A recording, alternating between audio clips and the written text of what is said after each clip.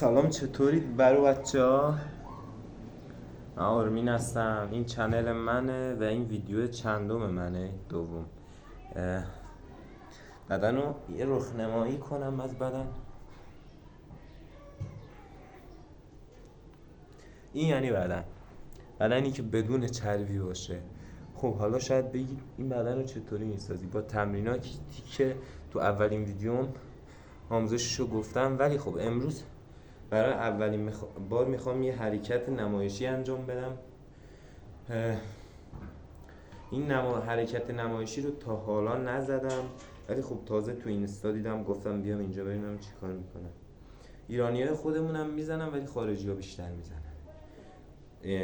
واسه این حرکت یکم تمرین لازمه که من نکردم و اومدم بزنم. یه 2-3 ماه باید تمرین کنی رو حرکات نمایشی، ولی خب من بدون تمرین اومدم، میخوام بهتره کنم اما فکر نکنم. دلم میخواد نظر تو بگی در مورد این حرکت و عشق من. این بدنم که میبینید دیگه بدون چربی، اسکلت استخونا زدم دیگه. خب باشگاه میرم، ما اینا همینجوری در نمیاد. حالا دوربینم بی کیفیت خوب دیده نمیشه. گرم کنید اول، هر حرکتی گرم کردن لازمه.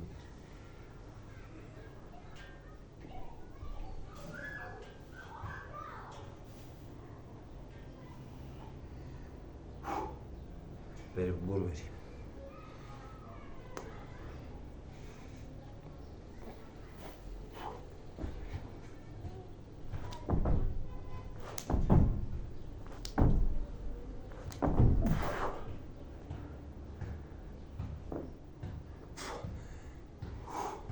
چطور بود؟